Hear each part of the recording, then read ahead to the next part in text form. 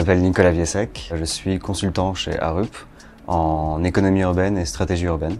Donc ça consiste en gros à conseiller souvent des villes ou des collectivités sur leur stratégie de développement. Il y a quelque chose qui vient de sortir et d'ouvrir, peut-être que vous avez la chance de prendre cette ligne à Londres, c'est la Elizabeth Line. C'est une nouvelle ligne de métro qui connecte l'Est à l'Ouest de Londres, qui est attendue depuis une vingtaine d'années, ça a duré 10 ans, c'est un projet de 18 milliards de livres, etc. Et donc moi je m'occupais un petit peu sur la fin du projet d'analyser en gros les impacts que va avoir cette ligne sur les communautés autour des stations, sur les marchés immobiliers, sur les marchés de l'emploi, sur l'accessibilité pour des gens qui habitent plus loin de Londres à des emplois dans Londres. Je fais aussi beaucoup d'études sur la ville post-Covid. Donc en gros, voir l'impact qu'a eu le Covid sur nos modes de consommation, la façon dont les gens habitent la ville. Il y a eu beaucoup dans les médias de messages autour de des gens qui quittent la ville. Est-ce que c'est une réalité ou pas? Est-ce que plutôt on réinvente la ville? Étudier l'impact sur les quartiers de bureaux. Est-ce qu'on va les reconvertir? Est-ce que ils vont continuer à être comme ils sont? On aide aussi d'autres bureaux plus petits sur d'autres types d'émissions. Et donc là, je travaille beaucoup avec les Nations Unies sur de l'aide au développement économique local de petites villes en Europe de l'Est, notamment en Ukraine, en Arménie, en Azerbaïdjan, en Moldavie. Donc c'est des sujets qui sont assez actuels parce qu'il y a aussi beaucoup d'impact du conflit. Et donc c'est aider ces petites villes, les équiper pour faire du développement économique local. C'était vraiment une expérience cruciale sur l'ouverture et la connaissance des métiers qu'il y a autour de la ville. Toutes les 2 semaines, il y a quelqu'un qui vient nous parler de son métier. Il y a les métiers qui sont plus liés aux collectivités, à l'administration, aux politiques. Donc c'est plus décisionnel, c'est plus la gouvernance, un petit peu de ces villes-là et les politiques publiques. Mais c'est aussi des métiers liés à l'infrastructure de la ville, le transport, le tri des déchets, la transition énergétique, ce genre de choses-là. Donc ça a été un petit peu de pouvoir découvrir tout ce pan de métiers qui existe. Pour moi, c'était ça vraiment le principal apport pour quelqu'un comme moi où j'avais un petit peu une idée de ça m'intéresse ce sujet. Mais en fait, concrètement, qu'est-ce que je peux faire? Est-ce que, avec ma formation, est-ce que c'est assez ou est-ce que je vais devoir me respécialiser? Est-ce que, en fait, je me suis trompé de voie? Ou au contraire, en fait, non, il y a beaucoup d'opportunités, il y a beaucoup de choses à faire. On a des compétences qui sont valorisées. Et donc, c'est important et intéressant de savoir que ça existe. Et donc il y a ça, et après il y a aussi des cours qui nous aident un petit peu à nous familiariser avec tous ces sujets-là, qui sont du coup un petit peu moins classiques, on va dire, des écoles de commerce, mais en même temps qui appliquent certains concepts comme du marketing territorial, comme un peu de la finance ou de la gouvernance.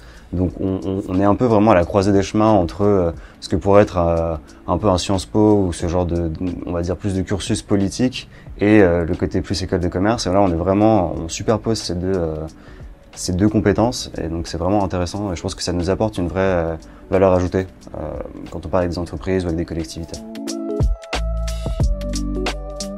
On était allé à Helsinki, c'était très différent de Paris, de Londres, ça c'est vraiment une ville très scandinave, mais du coup, notamment pour analyser une ville, c'est intéressant parce que c'est une ville qui, du coup, la moitié de l'année, limite, il fait nuit quasiment toute la journée, il fait froid, donc en fait c'est beaucoup plus tourné vers l'espace intérieur, créer des espaces publics intérieurs.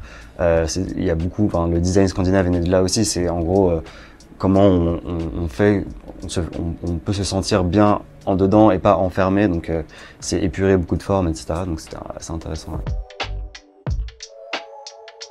Londres, moi j'adore Londres. Ah, j'adore Londres. Si, je suis arrivé à Londres en pensant que je n'irais pas du tout à Londres. En fait, j'avais pas du tout prévu de venir à Londres. C'est plus justement au travers de cette personne que j'ai rencontrée qui travaille chez Arup, une de mes collègues maintenant, mais en gros qui m'a donné envie de venir plus pour le métier. Moi là-bas je voulais partir éventuellement à Madrid ou rester à Paris, mais c'était pas Londres que je cherchais. Et je suis arrivé et je trouve cette ville géniale, quoi. En fait, j'avais un a priori très marqué du fait que c'était, peut-être gris, très grand, un peu cher. J'étais venu une fois en tant qu'étudiant un week-end et du coup tout m'avait paru complètement démesuré et vraiment pas accueillant. Et en emménageant ici, en fait, on découvre, j'ai découvert que Londres, c'est tellement grand, c'est tellement vaste, qu'il y a en fait plein de petits quartiers dans Londres, mais que c'est aussi un sentiment d'espace beaucoup plus, c'est beaucoup plus détendu, c'est très calme, il y a des grands parcs, Il y a à la fois tout ce qu'on aime d'une grande ville, il y a l'euphorie, tous les restos, les bars, les sorties, la culture, mais en même temps, on est très apaisé, il y a plein d'espaces verts, on est bien en vélo, enfin, du coup, je sais pas, et c'est une ville très très cosmopolite. C'est un peu cliché de dire ça, mais c'est vraiment, genre, moi, la moitié de mes collègues sont italiens, espagnols, hongrois, australiens, j'en sais rien, mais c'est vraiment, on entend parler dans la rue tout le temps une autre langue. Donc c'est assez agréable comme ville à vivre. Après bon, il y a aussi beaucoup de Français, mais ça un peu comme partout, j'ai envie de dire. La première, c'est que on travaille sur le sujet de la ville, qui est le sujet de tous les enjeux actuels et futurs. Plus de la moitié des gens habitent en ville, ça va croître encore. C'est l'endroit où se font les décisions, où les gens se rencontrent, où en fait on vit quelque part. Et c'est en même temps l'endroit où il y a tous les enjeux de transition écologique, puisque c'est là où c'est le principal moteur de pollution. C'est tout notre espace de vie, ça conditionne un petit peu tout ce qu'on est et comment on va vivre dans les futures années. Donc c'est en fait un formidable laboratoire du futur que de travailler sur ces sujets-là, moi je trouve. Tenter des choses, quoi. C'est-à-dire vraiment, n'ayez pas peur d'aller prendre un stage. S'il y a quelque chose qui vous dit d'y aller, vous n'êtes pas certain, et bah au pire, c'est fait pour ça les stages.